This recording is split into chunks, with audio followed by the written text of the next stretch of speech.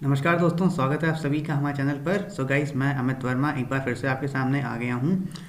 तो गाइस, जैसा कि आपको पता है, Uttarakhand assistant engineer examination that is UKPSC AE examination की डेट आ चुकी है। That is will be commencing from 23rd April and this will B of 4 days examination.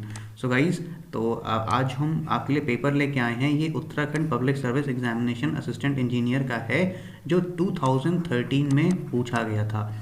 इस पेपर में टोटल कंप्लीट ओवरऑल 180 क्वेश्चंस हैं और आप यहाँ पे मैक्सिमम मार्क्स दे सकते हो। This is of 360 marks and 3 घंटे का एग्जामिनेशन होगा। इसमें 2 पेपर होंगे सिविल इंजीनियरिंग के, एक पेपर 1 होगा and paper 2। Paper 1 will be conducted by me and paper 2 will be taken up by Rupali Gupta ma'am. तो जो नेक्स्ट वीडियो में अपलोड करेंगे। सो गाइस, आइए स्टार्ट करते हैं अपना फर्स्ट क्वेश्चन। यहाँ पे आप देख सकते हैं ये civil engineering first paper first है और सबसे फर्स्ट क्वेश्चन हम स्टार्ट करते हैं, देखते हैं। In case of gravity dam of base width b, if the resultant passes with an eccentricity of b/6, यानी कि एक ग्रेविटी डैम आपको दे रखा है जिसकी बेस विड्थ b है एंड जो रिजल्टेंट फोर्स जो है that is passing through an eccentricity of b/6, what will be the ratio of maximum compressive stress and maximum tensile stress का रेशियो कितना होगा, ये आपसे पूछा गया है। सो गाइस, अगर इसको हम सॉल्व करते हैं तो आइए देखते हैं। सबसे पहले अगर ग्रेविटी डैम है, ग्रेविटी डैम की अगर हम प्रोफाइल बनाएं, कुछ इस तरीके की इसकी प्रोफाइल बनेगी। This will be the profile of gravity dam. अब हम यहाँ पे मार्क कर लेते हैं। तो ये देखिए, ये कुछ प्रोफाइल इस तरीके की बनेगी ग्रेविटी डैम की। This will be your gravity dam profile. And अब यहाँ पे जो मेंशन किया गया है, this is let this be of height small h and यहाँ पे ये this is retaining water up to depth this, ठीक है। ये आपका वाटर रिटेन कर रहा है। This is a gravity dam. तो अब देखें, दिस इज द v, ये हो गया वर्टिकल फोर्स जो उस पर लग रही है, इसके सेल्फ वेट के कारण जो फोर्स आ रहा है vertical force, that is v। And अभी जो वाटर जो रिस्टोर कर रहा है दैट इज वो पानी इस पर हॉरिजॉन्टल फोर्स लगा रहा है, that is this is PW is the water pressure exerted by water on this dam. अब इन दोनों फोर्सेस का जो रिजल्टेंट होगा, that let them be passes through a resultant R, this point is what is R, ठीक है। ये एक resultant point हो गया। और बेस विड्थ इसकी दी गिवन है, small b is the base width जो आपको गिवन है। और एसेंट्रिसिटी जो इसमें दे रखी है, that is this is eccentricity E and this is equal to b/6। अब यहाँ पे आपको क्वेश्चन अगर हम पढ़ें यहाँ पे, तो आप देख सकते हैं कि क्वेश्चन में दे रखा है जो रिजल्टेंट है which passes through eccentricity of b/6। तो उसमें पूछा गया what will be the ratio of maximum compressive stress and maximum tensile stress. तो अगर हम maximum tensile stress and compressive stress की बात करें तो हमें एक फॉर्मूला होता है sigma maximum and minimum. 1 is maximum and 2 is minimum. This is equal to sum of vertical forces upon b into 1 plus 6e upon b, ठीक है। तो ये आपका एक फॉर्मूला हो गया इसका maximum stresses and minimum tensile stresses का। मैक्सिमम में this is plus and minimum में दिस विल बिकम नेगेटिव। तो अगर हम सबसे पहले सिग्मा 1 निकालें, that is maximum tensile stress, तो हम क्या करेंगे, सिंपली इसमें e की value will be replaced by b/6, जैसे कि आपको क्वेश्चन में गिवन है that eccentricity is equal to b/6। तो इस क्वेश्चन में अगर हम सबसे पहले सिग्मा 1 निकालें तो it will be sum of vertical forces upon b into 1 plus 6 into b/6 upon b, ठीक है। तो ये हमने b की वैल्यू रिप्लेस करा दी। तो अब यहाँ पे 6 है, this 6 get cancelled and this b gets cancelled. तो यहाँ पे you will be left with 1। तो हम यहाँ पे 1 बचा, तो sigma 1 will be what is equal to sum of vertical force upon b into 2। तो यहाँ पे जो आपका बेसिकली जो सिग्मा मैक्सिमम स्ट्रेस बना, that will be twice of sum of vertical forces upon b। तो ये आपका बन गया मैक्सिमम कंप्रेसिव स्ट्रेस का फॉर्मूला। अब अगर हम मैक्सिमम टेंसाइल स्ट्रेस देखें तो टेंसाइल स्ट्रेस में देखते हैं, अब हम it will be sigma 2 will be what sum of vertical forces upon b into, now this will change into -1 minus 6e upon b। ये आपका आ गया दिस वन, ठीक है। अब इसके बाद देख लेते हैं, अब यहाँ पे हम e की वैल्यू फिर से इसमें रिप्लेस करा देंगे b/6 में, दिस इज b। तो अगर हम यहाँ पे अगर b/6 रिप्लेस करा देंगे तो दिस विल बिकम एज यहाँ पे भी value it will come also 1 and this one will get cancelled, तो it will be left 0, hence sigma 2 value of sigma 2 will be come as 0। अब नाउ आपसे क्या पूछा गया था क्वेश्चन में, क्वेश्चन अगर हम खोल के देखें तो उसमें पूछा गया था maximum compressive stress and maximum tensile stress की वैल्यू। तो सिग्मा 1 आपका मेंशन था, जो वैल्यू आई थी सिग्मा 1 की वैल्यू आई थी आपकी twice of sum of vertical forces upon B, that is twice of sum of vertical forces upon B, and sigma 2 की वैल्यू जो आई थी that was 0। अब आप देख सकते हैं सिग्मा 2 यानी कि मैक्सिमम टेंसाइल स्ट्रेस की जो वैल्यू आई थी that was 0। तो अब गाइज यहाँ पे हम देख सकते हैं जब आपने maximum compressive stress and tensile stress पूछा है तो it will be sigma 1 upon sigma 2, तो सिग्मा 2 की वैल्यू ऑलरेडी 0 मेंशनड है, तो anything divide by 0 will be turn to infinity, hence जो इसका करेक्ट आंसर होगा that will be infinity, that is A will be the right answer for this question. ठीक है, अब अगला क्वेश्चन देखते हैं, नेक्स्ट क्वेश्चन पे चलते हैं। If the Froude number of a hydraulic jump is more than 9 this jump is classified as.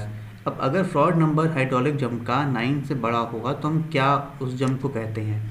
तो आइए इसके पहले हम देख लेते हैं, अगर हम नेक्स्ट स्लाइड खोलते हैं तो यहाँ पे देख लेते हैं जो वैल्यूज़ होती हैं हम किस तरीके से वैरी करती हैं। अगर हम एक जगह में लिखते हैं type of jump, this is type of jump and this is the values, this is the values of Froude number, यहाँ पे फ्रॉड नंबर की वैल्यू। अब अगर फ्रॉड नंबर की वैल्यू 1 से 1.7 के बीच में होगी then it will be termed as undular, it will be undular jump. अगर 1.7 से 2.5 के बीच में होगी then it will be termed as weak jump. अगर 2.5 से 4.5 के बीच में होगी, 2.5 से 4.5 के बीच में होगी then it will be termed as oscillating jump, it will be termed as oscillating jump. उसके बाद अगर हमें वैल्यू स्टेडी यानी कि 4.5 से 9 के बीच में होगी then it will be termed as steady jump. और अगर 9 से बड़ी होगी, अगर value Froude number is more than 9 और equal to 9 then it will be called as strong jump, तो अब गाइस यहाँ पे देखते हैं जो हमारी वैल्यूज दे रखी हैं क्वेश्चन में, क्या दे रखा है, if Froude number of a hydraulic jump is more than 9, अगर 9 से ज़्यादा है तो यहाँ पे हमने मेंशन किया था मोर देन 9 है तो it will be a strong, hence our answer will be what 9, that is oscillating, that is strong jump, hence B will be the right answer for this question. अगर आपका फ्रॉड नंबर मोर देन और equal to 9 है तो then it will be a strong jump. तो guys इसको याद करने का एक तरीका होता है, अगर हम सारे फर्स्ट टर्म्स ले लेते हैं, अगर सारे फर्स्ट अल्फ़ाबेट्स ले लेते हैं इन सभी के, ठीक है, जैसे UWOS, तो हमारा जो बन जाएगा it will become as UWOSS, ठीक है। अब ये आप UWOSS याद कर लो और ये बाकी ये आपको याद रहेगा, 1.7 से 2.5, 2.5 1 से 1.7, 1.7 से 2.5, 2.5 से 4.5, 4.5 से 9 and more than greater than 9। ये क्वेश्चन हर एक एग्जामिनेशन में ज़रूर आता है, चाहे वो किसी भी स्टेट का हो, एक क्वेश्चन इसमें से आता ही आता है, ठीक है। तो ये बहुत ही इंपॉर्टेंट है, तो आप इस तरीके से इसको याद कर रखोगे तो आपको ईजिली ये जो टेबल है ये ईजिली याद हो जाएगी। मैंने भी इसको इसी तरीके से याद रखा हुआ है और आप लोग भी इसको इसी तरीके से याद रखो, ठीक है। अब नेक्स्ट अपने आगे की ओर बढ़ते हैं, नेक्स्ट क्वेश्चन देखते हैं। Discharge Q in a triangular weir varies as, जो डिस्चार्ज होता है इन अ ट्रायंगुलर वियर कैसे वेरी करता है ये देख लेते हैं। तो ट्रायंगुलर वियर का जो फॉर्मूला होता है ये बेसिकली अगर इस तरीके से अगर हम बनाएं कुछ नॉच, तो ये इस नॉच जो है इस तरीके से नॉच बन के आती है सामने, और this angle is indicated by theta and this जो वाटर लेवल होता है यहाँ पर, दिस वाटर लेवल हाइट होती है कैपिटल H, ठीक है। तो अब जो डिस्चार्ज बन के आता है, डिस्चार्ज का formula Q is equal to what, it is equal to 8/15 into CD coefficient of discharge under root of 2G tan θ/2 H to the power 5/2। तो आप यहाँ पे फॉर्मूला दे सकते हो, जो डिस्चार्ज का फॉर्मूला है that is varies at H to the power 5/2 के प्रोपोर्शनल रहता है एंड दिस इज 5/2 इज 2.5। तो so the correct answer will B D will be the right answer for this question. अगला देखते हैं। वही जैसा कि आप देख सकते हैं कि जो पेपर है थोड़ा सा, पेपर 1 जो है थोड़ा सा लेंदी रहता है, कुछ ऑब्जेक्टिव क्वेश्चन ऐसे रहते हैं जो सॉल्विंग पे होते हैं और कुछ क्वेश्चन ऑब्जेक्टिव ऐसे होते हैं जो डायरेक्टली फार्मूला बेस्ड होते हैं। जैसे कि आपने ये क्वेश्चन देखा, क्वेश्चन नंबर 3, ये डायरेक्टली फार्मूला बेस्ड दिया है। अगर आपको ये फार्मूला याद है तो आपको क्वेश्चन को सॉल्व करने में कोई भी प्रॉब्लम नहीं आएगी, ठीक है। तो मैं 2 बुक्स रेफ़र कर रहा हूँ आपके लिए, सभी को पता होगा, Gupta and Gupta, that is the best book for available for complete any examination. And अगर आपके कॉन्सेप्ट्स क्लियर हैं और आपको रिविजन के लिए सॉल्व करना है तो आप ये क्वेश्चन को, इस बुक को अच्छे से पढ़कर एग्जामिनेशन क्लियर कर सकते हो। और एक RS खुरमी भी है, RS खुरमी is also a very nice book. और उसके बाद फिर आपका जो पेपर्स होते हैं लास्ट ईयर के, जो स्टेट इंजीनियरिंग सर्विसेज के पेपर्स होते हैं, वो भी आप सॉल्व कर सकते हो सारे। तो उससे आपकी एक प्रैक्टिस बन जाएगी और आप डेली कोशिश करो कि daily at least minimum to minimum 150 questions daily लगाओ। 150 से 200 क्वेश्चंस डेली आपका टारगेट होना चाहिए ऑब्जेक्टिव क्वेश्चंस लगाने का, तभी ये क्वेश्चन आपका, तभी ये पेपर आपका प्रैक्टिस बनेगी और आप वहाँ पर एग्जामिनेशन सॉल्व कर पाओगे, ठीक है। तो ये अगला क्वेश्चन देखते हैं। In a confined aquifer one of the following condition occurs. अब नाम से ही आपको पता चल रहा है कन्फाइंड एक्विफर, यानी कि this aquifer is being confined between 2 surfaces, ठीक है। तो जो करेक्ट आंसर होगा, it will be water surface and the ground is at atmospheric pressure, false. Water table serves as the upper surface of zone of saturation, false.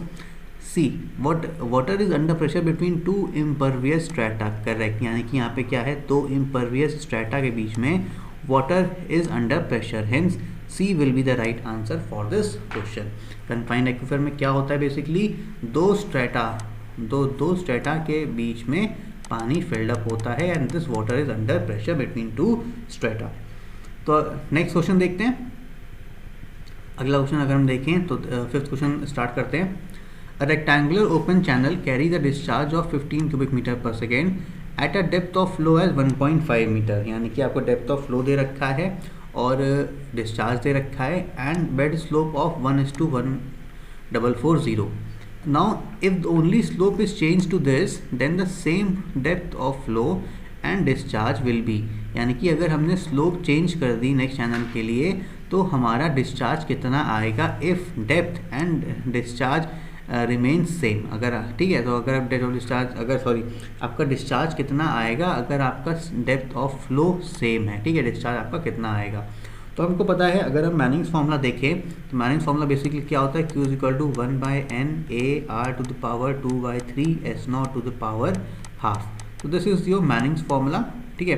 तो अब यहाँ पे आप देख सकते हो Q is directly proportional to slope. तो अगर हम सिर्फ यहाँ पर Q और स्लोप की रिलेशन देखें, क्योंकि हमारा स्लोप ही चेंज हो रहा है, बाकी आपका डेप्थ ऑफ फ्लो कांस्टेंट ही है, तो अगर हम Q1 और स्लो डिस्चार्ज एंड स्लोप में रिलेशन निकालें तो it will be what, Q1/Q2 is equal to S1/S2 का whole under root 1/2 of Q1/Q2, ये आपका होल वैल्यू हो गई। तो ठीक है, तो अब जाके आप देख सकते हो कि किस तरीके से ये आपका जो है वैरी कर रहा है, ठीक है।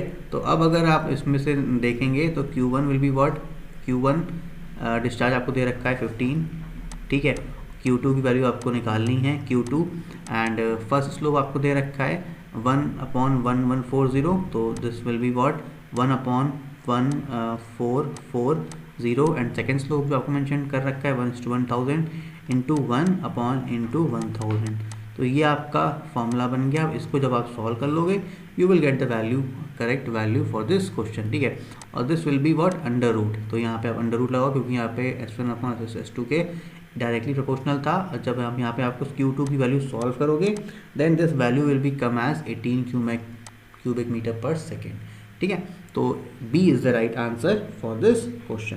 अगर हम अगला क्वेश्चन देखते हैं, नेक्स्ट क्वेश्चन स्टार्ट करते हैं, देखते हैं कि Q6 question. For a uniform flow with the depth of flow is 0.6, Froude number as 2 in a rectangular channel, the specific energy will be. अब यहाँ पे आपको मेंशन कर रखा है डेप्थ दे रखी 0.6 मीटर एंड फ्रॉड नंबर दे रखा है 2।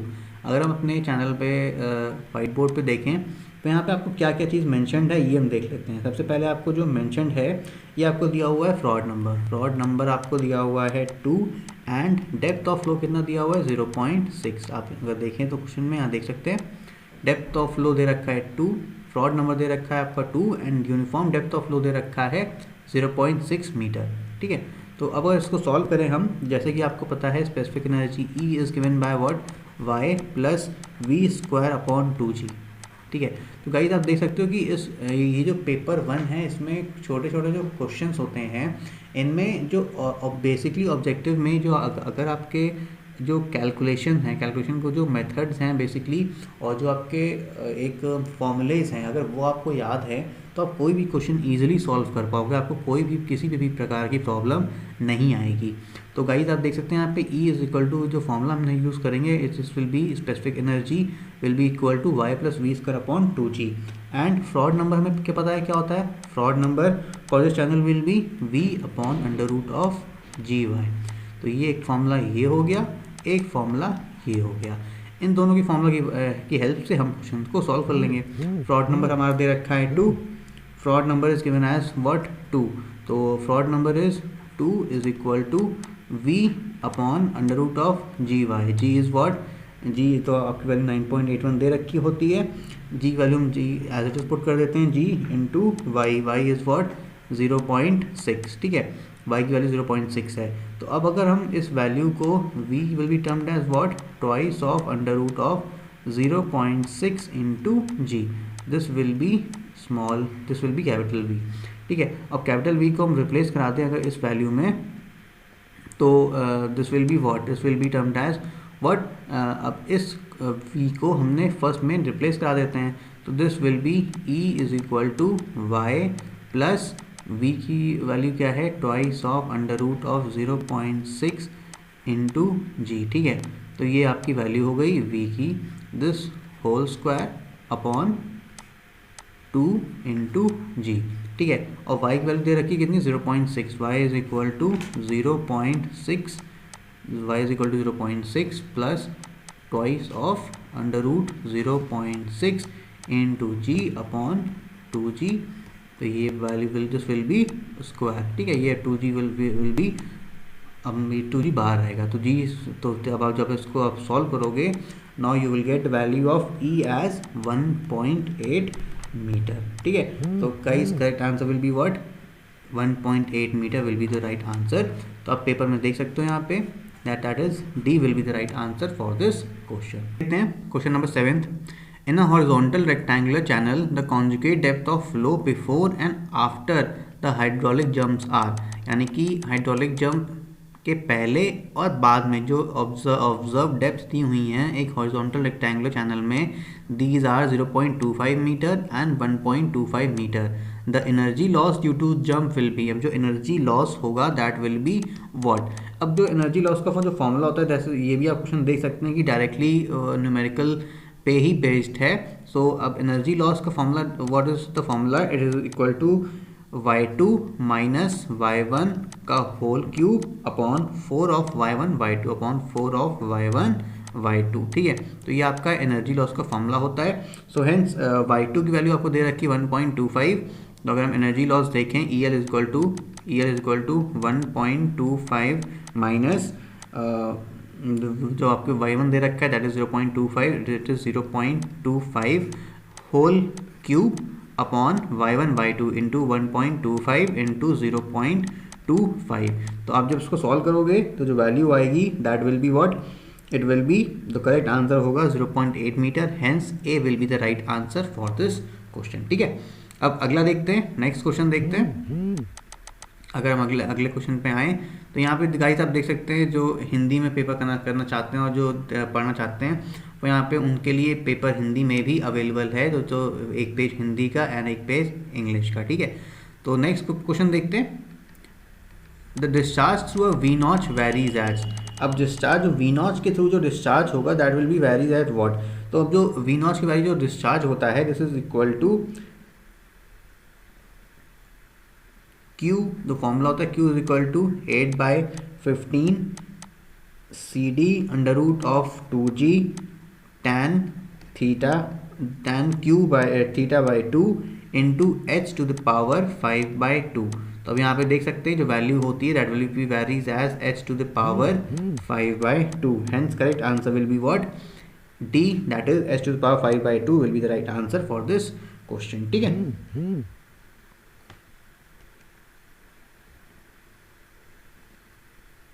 अगला देखते हैं. नेक्स्ट क्वेश्चन हम देखते हैं. A trapezoidal channel with a base width दे रखा है 5 मीटर एंड साइड स्लोप दे रखा है twice of horizontal and 1 vertical, conveys water with a depth of 1.0 meter at a velocity of 3.13 meter per second. The flow in the channel will be what? हमसे पूछा गया है कि dimension दे रखे हैं तो उसमें फ्लो क्या होगा, सब क्रिटिकल होगा, अनस्टेडी होगा, सुपर क्रिटिकल या क्रिटिकल. तो अब गाइस हमें पता है कि जब हम जो फ्लो डिसाइड करते हैं that is decided on the basis of Froude number. जैसा आपका फ्रॉड नंबर होगा उसी हिसाब से आपका फ्लो जो है आइडेंटिफाई किया जाएगा. तो that means we need to find out the value of Froude number. F R will be what. तो अगर हम इस गिवन क्वेश्चन से अगर हम फ्रॉड नंबर निकाल लें तो हमको ये पता चल जाएगा कि जो वैल्यू आई है हमारी सुपर जो हमारा फ्लो आया है दैट इज़ वॉट. तो गाइज अगर हम इसको सॉल्व करें न्यूमेरिकल को तो आइए देखते हैं नेक्स्ट न्यूमेरिकल में क्या होगा. हमको एक ट्रेपेजॉइडल चैनल इस तरीके से दे रखा है जिसमें आपको जिसकी बॉटम विड्थ दे रखी दैट इज़ 5 मीटर. जैसे आप यहाँ पे देख सकते हो इस क्वेश्चन में बॉटम विड्थ दे रखी है 5 मीटर एंड साइड स्लोप दे रखा है twice of horizontal and 1 vertical. तो साइड स्लोप आपको दे रखा है, जो ये आपका स्लोप दे रखा है twice of horizontal and 1 vertical का ये आपको स्लोप दे रखा है. और जो डेप्थ ऑफ वाटर दे रखी है that is given as 1 metre. तो यहाँ पे आपको डेप्थ ऑफ वाटर दे रखा है, depth is 1.5 metre and velocity आपको दे रखी है 3.13 मीटर पर सेकेंड. जो आपको वेलोसिटी दे रखी है दैट इज़ 3.13 मीटर पर सेकेंड की आपको वेलोसिटी दे रखी है. तो अब यहाँ पे आप देखोगे तो Froude number is what. Froude number is basically trapezoidal channel की जो फ्रॉड नंबर की वैल्यू होती है that is v upon under root of g a by t. तो a is what area of the channel and t is what top width. तो इसके पहले top width निकालने के लिए सबसे पहले आपको ये वैल्यू फाइंड आउट करनी पड़ेगी. दैट इज़ ये वैल्यू तो आपको दे रखी है, दिस वैल्यू विल बी 5 क्योंकि बेस विड्थ जब 5 है तो this value will B also भी 5 मीटर. तो आपको ये वैल्यू बेसिकली फाइंड करनी होगी. This is how much and this will B find out using this triangle and this triangle. तो अगर हम इसको एक ट्रायंगल मान लें और इसको एक ट्रायंगल मान लें then we will get the value of this we suppose this value is x. So if we assume these two, the one small triangle and this bigger triangle as similar triangle, then the value will be x upon 2 is equal to 1 upon 1. Hence the value will be become as x की value आ जाएगी, it will be 2 meter. Hence complete width के this value was x, तो x will be what, this will be 2 meter. Hence this value will also be 2 meter. So total top width will become 5 plus 2 plus 2 and it will be what, 9 meter will be the top width. अब हम जब area निकालेंगे तो area trapezoidal channel का area क्या होता है 5 plus 9 sum of parallel sides upon half of sum of parallel sides into height. Height is given as what, 1 meter. So into 1. So this will be the value of A and this will be the value of T, that is top width. So now we replace these values in this equation. अगर हम values को replace कराते हैं velocity हमको दे रखी है कितनी 3.13 metre पर सेकेंड और under root of g a is given as what 5 plus 9 upon 2 into 1 और अपॉन ये आपको दे रखा है अपॉन टी वैल्यू दे रखी है अपॉन 9 मीटर. ठीक है. Hence Froude number will be what, it will be 1.13 meter पर second. Hence Froude number will be जो वैल्यू आपकी आएगी इट विल बी 1.13 वैल्यू. ठीक है. अब यहाँ पे आप देख सकते हो जो फ्रॉड नंबर की वैल्यू आई है इट इज़ ग्रेटर दैन 1 से बड़ी है. Hence Froude number is greater than 1, it is 1.13. So this value if Froude number is greater than 1 it will be termed as critical flow, that is it will be a super critical flow. अगर Froude number की value 1 से बड़ी होती है then it will be a super critical flow and if it is less than 1 then it is a sub critical flow and if it is equal to 1 then it is a critical flow. ठीक है. तो यहाँ पे value आपकी fraud number की आई है 1.13 that is greater than 1 hence it will be a super critical flow. ठीक है. नेक्स्ट क्वेश्चन देखते हैं. As per IS code the minimum grade of concrete for the design of pre stress concrete structures. जो design of pre stress concrete structures होते हैं उसकी जो minimum value होती है that is assigned as M30 grade. ठीक है. तो minimum grade of different work is as follows. तो अगर आपका मिनिमम ग्रेड ऑफ कॉन्क्रीट ले रखा है for pre stress concrete structures हैं, तो प्री स्ट्रेस कॉन्क्रीट स्ट्रक्चर्स के लिए जो वैल्यू होती है that is M30 is the minimum value which has been adopted. ठीक है, नेक्स्ट देखते हैं इन स्लैब। अगला हम देखें अगर, तो इन slab the minimum reinforcement using steel of grade Fe415 is, तो अगर हम Fe415 ग्रेड का इस्तेमाल कर रहे हैं स्टील का, तो हम जो मिनिमम परसेंटेज ऑफ स्टील रहेगी दैट विल बी 0.15%, और अगर sorry it will B 0.12%, Fe415 है, और यही अगर Fe250 ग्रेड का हम इस्तेमाल करेंगे तो it will B 0.15% of the reinforcement used. ठीक है, तो it will be what, Fe250 के लिए 0.15% रहेगा, हेंस आप 415 यूज़ कर रहे हैं तो it will B 0.12%, that is A will be the right answer for this question. ठीक है, 12th क्वेश्चन देखते हैं। इफ नॉमिनल शियर स्ट्रेस, यहाँ पे टाउ मिसिंग है, तो it will be tau v exceeds the design shear strength of concrete that is tau c, the shear reinforcement as per the IS 456 will be provided for shear stress equal to, this is tau c, this is tau v minus tau c, this is tau v and this is tau v plus tau c। ठीक है, तो ये थोड़ा सा mention missing था। तो यहाँ पे आप देख सकते हैं जो नॉमिनल शियर स्ट्रेस है अगर वो एक्सीड कर रही है design shear strength of concrete के ताउ सी के, तो जो शियर इन्फोर्समेंट हम प्रोवाइड करेंगे that will be provided for tau v minus tau c, इतने के लिए हम इन्फोर्समेंट प्रोवाइड करेंगे, हेंस 12 का c will be the right answer for this question. ठीक है, अब अगला देखते हैं next question. The purpose of high tensile strength steel wires in pre stress concrete is, अगर high tensile strength steel wires pre stress concrete में हम दे रहे हैं तो इसमें इसका पर्पस क्या होगा, पर्पस ऑफ इनका पर्पस क्या होता है high tensile strength steel wires का। Question, the purpose of high tensile steel wires in pre stress concrete is, अब जो high tensile strength steel wires होती हैं उनका प्री स्ट्रेस कॉन्क्रीट में क्या यूज़ होता है, तो इसका जो करेक्ट आंसर होगा दैट विल बी व्हाट, सबसे पहला देखते हैं, to provide adequate bond stress, to impart compressive stresses in concrete, to resist tensile stresses, all of the above।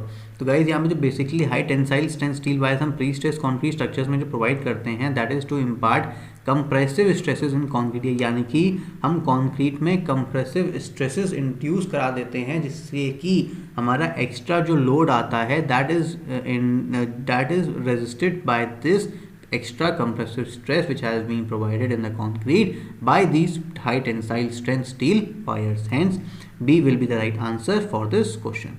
अगला देखते हैं, which of the following losses occurs only is in post tensioning members pre stress concrete structure. अगर हम post tensioning members लेंगे तो कौन सा loss होता है जो हमारा सिर्फ पोस्ट टेंशनिंग मेंबर्स में इंड्यूस होता है। ठीक है, तो अगर हम इसको देखें, करेक्ट क्वेश्चन देखें, शिफ्ट हो गया ऊपर एक्चुअली थोड़ा सा, अगर हम इस क्वेश्चन को देखें, losses occur in post tensioning pre stress concrete structures, post tensioning में जो आपका बेसिकली जो लॉस अगर होता है that is loss due to friction, इसमें अकर होता है। ठीक है, क्या क्यों, क्योंकि जब अब पोस्ट टेंशनिंग है यानी कि हम इसमें क्या करते हैं, पहले डक्ट्स प्रोवाइड कर देते हैं कॉन्क्रीट में, और डक्ट्स प्रोवाइड करने के बाद हम इसमें रीइंफोर्समेंट प्रोवाइड करते हैं। अब जब रीइंफोर्समेंट को हम पकड़ के खींचते हैं तो जो ये रीइंफोर्समेंट इससे टच होता है इनके डक्ट से, तो ये जो टच होता है इसके कारण यहाँ पर फ्रिक्शन से लॉस बहुत ज़्यादा होता है। तो गाइज जो पोस्ट टेंशनिंग में जो मेजर लॉस होता है that is due to loss due to friction, और ये किसके कारण होता है, जो रीइंफोर्समेंट और डक्ट के बीच में जो फ्रिक्शन क्रिएट होता है उसके कारण ये लॉसेस मैक्सिमम होते हैं। ठीक है, अगला क्वेश्चन देखते हैं, the minimum reinforcement in a circular concrete column as per the IS 456/2000 is, तो जो मिनिमम रीइंफोर्समेंट होता है in case of circular column, अगर सर्कुलर कॉलम है तो हमें इतना पता है कि 6 बार सर्कुलर कॉलम में होने चाहिए एंड 4 बार हमारे रेक्टेंगुलर कॉलम में होने चाहिए। तो बेसिकली यहाँ पे जो हम प्रोवाइड करते हैं वो रहता है 0.8% ग्रॉस क्रॉस सेक्शनल एरिया या फिर 6 बार्स ऑफ 12 mm डायमीटर। तो यानी कि या तो आप 0.8% डालो क्रॉस सेक्शनल एरिया का, या तो आप 6 बार्स डालो 12 mm के, तो जो ग्रेटर होगा that will be provided for this case, hence D will be the right answer for this question. अगला देखते हैं, नेक्स्ट देखते हैं। फिर से आप देख सकते हैं यही क्वेश्चन हिंदी में दिए गए हैं, तो अब इनको आप चाहो तो हिंदी में भी सॉल्व कर सकते हो। ठीक है, यहाँ पे बस याद रखना ये टाओ यहाँ पे थोड़ा सा मिसिंग था, तो you should get this tau, this is tau v tau v tau v tau c. ठीक है, तो ये आप थोड़ा सा इसको देख सकते हैं इसको ध्यान रखना। अगला देखते हैं, span to effective depth ratio for a continuous beam with a steel grade of Fe415 should not be more than. अब यहाँ पे आपको span to effective depth ratio पूछा है कंटिन्यूअस बीम के लिए। फॉर कंटिन्यूअस बीम के लिए span two depth ratio L/D ratio होता है, दैट इज इक्वल टू 26। और अगर आपका कैंटिलीवर बीम है तो कैंटिलीवर के लिए होता है दैट इज 7। और अगर आपका सिंपली सपोर्टेड बीम है तो सिंपली सपोर्टेड के लिए होता है आपका 20। तो ये तीन चीज़ें आपको याद होनी चाहिए। सिंपली सपोर्टेड के लिए 20, कैंटिलीवर के लिए 7 एंड कंटिन्यूअस बीम के लिए 26। जैसे जैसे सपोर्ट्स कम होते रहते हैं वैसे वैसे आप देखते हैं वैल्यूज़ कम होती रहती हैं। जैसे कि कंटिन्यूस बीम में 2 से ज़्यादा सपोर्ट होते हैं, तो यहाँ पे 26 हो गया। अब आपने अगर एक सपोर्ट हटाया it will become simply supported, तो आपकी वैल्यू 26 से हो गई 20। और अब आपने जब एक वाला सपोर्ट भी रिमूव करा दिया, सिर्फ एक सपोर्ट बचा, तो it will become cantilever, hence it will B value become 7। तो इस तरीके से अगर आपको प्रॉब्लम होती है याद करने में तो आपको इस तरीके से याद कर सकते हैं। So guys, correct answer will be continuous beam के लिए that is 26 will be the right answer for this question. अगला देखते हैं, in a reinforced concrete footings on soil minimum thickness at the edge should normally not be less than। तो जो edge पे जो minimum thickness होती है that is usually about 150 mm is the right answer for this question. अगला देखते हैं 18 question, load carrying capacity of a helically reinforced column as compare to that of a tied column is about, और दी जो value होती है this is about 5% मोर। तो हेंस यहाँ पे जो correct answer will be what, it will be 5%। तो यहाँ गाइस यहाँ पे आप देख सकते हैं correct answer will be what, it will be 5% will be the right answer for this question. अगला देखते हैं, for the purpose of design of reinforced concrete footings pressure distribution is assume to be. जो design of reinforce concrete footings होती है उनके लिए जो pressure distribution होता है that this pressure distribution is basically linear. और ये कुछ इस तरीके से डिस्ट्रीब्यूशन होता है। अगर मैं आपको डायग्राम बना के दिखाऊं तो ये अगर आपकी फुटिंग हो गई तो ये आपकी फुटिंग है, तो ये आपका डायमेंशन होगा, this will be the pressure distribution for this footing. ठीक है, तो आप ये देख सकते हैं ये एक लीनियरली वेरी कर रहा है, hence correct answer will be B will be the right answer for this question. अगला देखते हैं, hoop tension in RCC water tank will be resisted by. तो जो हुप टेंशन होती है आरसीसी वाटर टैंक में this is resisted by steel alone. ठीक है, स्टील ही आपका जो है हुप टेंशन को रेजिस्ट करता है basically, hence right answer will be A will be the right answer for this question. अगला देखते हैं, the factor use to account for difference in strength indicated by the cubes test and strength of concrete in structures is. तो जो factor जिससे जो account for करता है that is equal to what, strength of concrete in structure basically क्या होती है, FCK upon 1.5। तो अब नाउ जब हम डिवाइड कर देंगे 1.5 से इट विल बिकम 0.67 FCK। तो hence value will be 0.67, that is A will be the right answer for this question. अगला देखते हैं, the working stress method of design of RCC members is known as. तो जो working stress RCC member का जो working stress method होता है that is that follows an deterministic approach. ठीक है, ये एक डिटर्मिनिस्टिक अप्रोच पर बेस्ड होता है। अगला देखते हैं, for accessing the strength of structures for limit state of collapse the value of partial safety factor for concrete and steel are taken as। concrete के लिए वैल्यू लेते हैं 1.5 एंड स्टील के लिए यही वैल्यू ली जाती है 1.15, hence C will be the right answer, that is 1.5 and 1.15 will be the correct answer for this question। तो अब गाइज अगला देखते हैं, नेक्स्ट क्वेश्चन 23rd देख लिया हमने। अब हम देखते हैं 24th क्वेश्चन। तो फिर से ये क्वेश्चन हिंदी में दे रखे हैं, आप चाहो तो उसको हिंदी में भी पढ़ सकते हो। अगला देखते हैं, in RCC column spacing of longitudinal bars measured along the periphery of column should not exceed. तो जो आरसीसी कॉलम होता है जो उसमें spacing of longitudinal bars measured along the periphery of the column किससे एक्सीड नहीं करना चाहिए। तो ये आपका सबसे पहला आपका आता है लीस्ट लेटरल डायमेंशन। सबसे पहला हो गया आपका लीस्ट लेटरल डायमेंशन हो गया। सेकेंड आपका हो गया 16.5, सेकेंड इज आपका 16.5 एंड थर्ड इज आपका 300 mm। ठीक है, थर्ड आपका हो गया 300 mm। तो जो वैल्यू होगी यहाँ पे value will be the least, hence that is 300 mm will be the correct answer for this question. ठीक है, अगला देखता हूँ, ये जो प्रोविजन दे रखा है ये आप देख सकते हैं IS 456/2000 और सेक्शन 26.5.3.1 में दे रखा है। अगर आप देखना चाहें तो IS कोड 456/2000 में भी इसको देख सकते हैं। तो अगला क्वेश्चन देखते हैं, 25th क्वेश्चन पे देखते हैं। The value of limiting moment of resistance of an RCC beam of M25 grade of concrete and Fe 500 grade of steel is given by. अब मान लो अगर आपके कुछ जो MU लिमिटिंग की वैल्यू होती है that is equal to QBD square, ठीक है। अब Q की वैल्यू हर स्टील के लिए अलग अलग होती है। अगर मान लीजिए आपका Fe 250 ग्रेड हम इस्तेमाल कर रहे हैं, for this case value of Q will be what, it will B 0.148 FCK, ठीक है, इट विल बी 0.148 FCK। और अगर Fe 415 वैल्यू दे रखी है तो Fe 415 it will be what 0.138 FCK।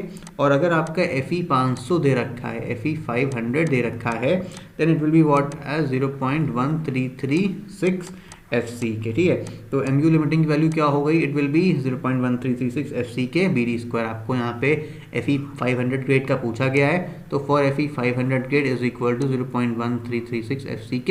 Hence value हम पुट कर देते हैं इसमें, Q की वैल्यू 0.1336 FCK इंटू BD स्क्वायर, तो जो करेक्ट आंसर आएगा। और FCK की वैल्यू कितनी है गिवन है, यहाँ पे 25, ग्रेड दिया 25, तो अब यहाँ पे FCK की वैल्यू पुट कर दोगे 25।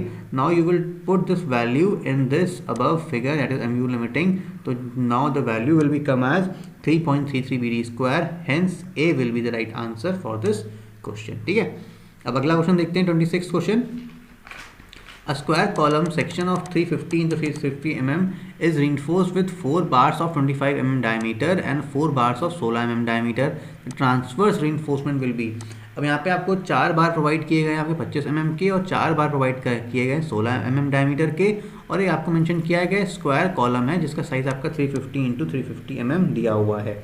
तो बेसिकली फॉर लेटरल टाइज, अगर हम लेटरल टाइज के यहाँ पे ट्रांसवर्स रिइंफोर्समेंट के बारे में पूछा गया, तो transverse reinforcement is also will be called as lateral ties भी हम इसे कह सकते हैं, ठीक है। तो अब लेटरल टाइज के लिए आप देखोगे पिच जो होती है बेसिकली इनकी, this should not be greater then first is least lateral dimension of column, least lateral dimension of column that is कितना दे रखा है, इट इज 350 mm, ठीक है। दूसरा आपका होता है 16 times of 5 longitudinal, 16 times of 5 जो लॉन्गिट्यूडनल डायरेक्शन में हम रिइंफोर्समेंट प्रोवाइड करते हैं इनटू स्मॉलेस्ट, यानी कि स्मॉलेस्ट मतलब जो आप यहाँ पे 2 बार पड़ी, एक 25 mm की पड़ी थी, 16 mm की पड़ी थी, तो स्मॉलेस्ट कौन सी हुई 16 mm। तो hence correct answer will be 16 into 16, तो this will be come as 16 into 16, this will be 256, ठीक है। अब तीसरा है थर्ड इज अबाउट 300 mm, तो इन तीनों में से जो मिनिमम वैल्यू होगी that will be adopted as the pitch that is the transverse reinforcement. तो अब ट्रांसवर्स रिइंफोर्समेंट को हम प्रोवाइड करें, और जो ट्रांसवर्स रिइंफोर्समेंट का जो डायमीटर होता है, this diameter should also be not be less then 5 longitudinal जो हम प्रोवाइड कर रहे हैं, दिस इज लार्जेस्ट मतलब कौन सा था 25 mm diameter upon 4, hence the value will be 25/4। अगर हम वैल्यू प्रोवाइड कर दें it will be come as what 6.25 mm value आएगी, hence it 5 should not be less than 6 mm, 5 should not be less than 6 mm से कम नहीं होना चाहिए, hence assume diameter is equal to 8 mm। तो हम यहाँ पे डायमीटर 8 mm का एडॉप्ट कर सकते हैं। तो अब हम जो रिइंफोर्समेंट प्रोवाइड करेंगे 8 mm at the rate of 250 mm centre to centre. Guys यहाँ पे 250 mm मेंशन नहीं किया गया है, यहाँ पे 256 मेंशन था, लेकिन क्वेश्चन में आप देख सकते हैं यहाँ पे 250 कहीं नहीं है, तो nearest value is about 240 mm। तो हम चाहें तो 240 mm भी अडॉप्ट कर सकते हैं, बट यहाँ पे वैल्यू रिइंफोर्समेंट दे रखी है 5 mm की, तो यहाँ पे आपको चारों ही ऑप्शंस गलत मेंशनड हैं। तो इस क्वेश्चन पे आपको चैलेंज कर सकते थे एग्जामिनेशन में अगर किसी ने किया हो तो, ठीक है। तो गाइस करेक्ट आंसर मैंने आपको बता दिया है, 8 mm diameter at 250 mm centre to centre spacing, ठीक है, ये आप इसमें प्रोवाइड करोगे, ठीक है। तो इसका क्वेश्चन हम यहाँ पे खाली छोड़ दे रहे हैं, और अगर आपको कुछ आता है तो आप इसको इस तरीके का आंसर यहाँ पे टिक कर सकते हो।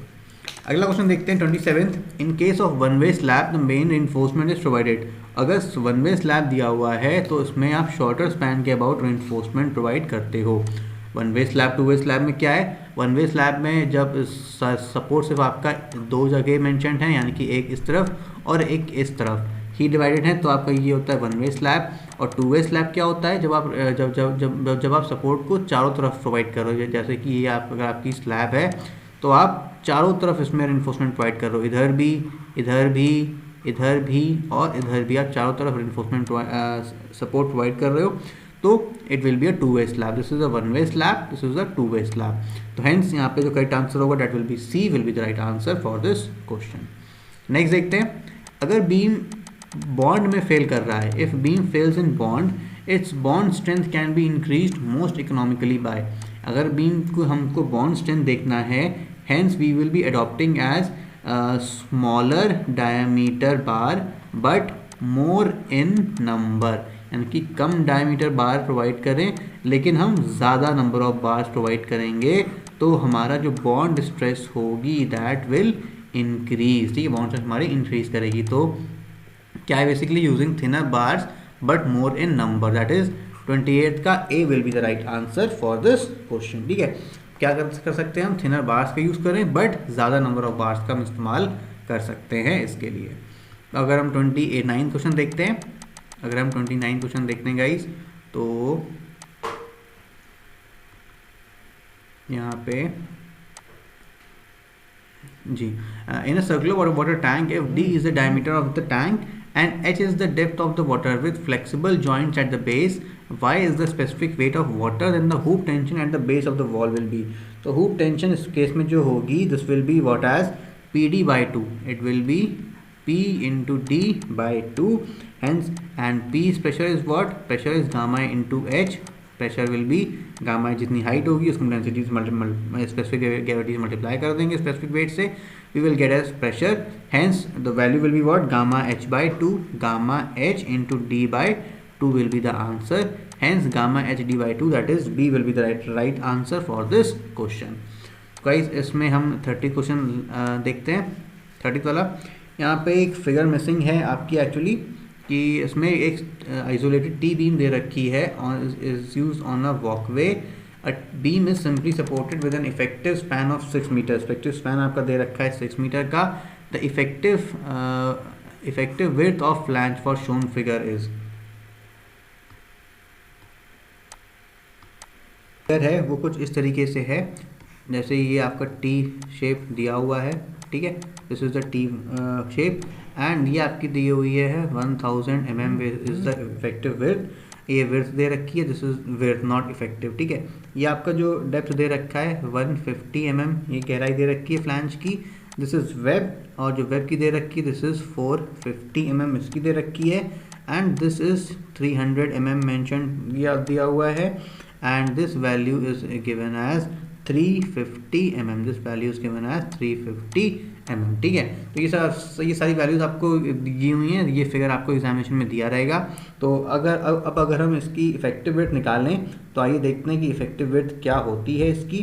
तो जैसे कि आप देख सकते हैं कि एक फॉर्मूला होता है, formula is what, effective width निकालें, फॉर्मूला होता है BF is equal to BW plus L0 upon L0 by B plus L0 by B, this will be in bracket, this will be plus 4। ठीक है, L0 is what, effective length, तो effective जो length आपको दे रखी है that is 6 metre, तो effective span दे रखा है 6 मीटर का, और BW is what, effective width of beam, तो इफेक्टिव विड्थ आपकी कितनी दे रखी है 300 mm, BW effective width of web दे रखा है, BW is what, effective depth of width of web, तो it is equal to 300 plus L0 is given as 600 mm, 6000 mm, अगर हम mm में देखते हैं तो L0 पे दे रखा है 6000 upon B is what is, B is about, जो B वाली दे रखी है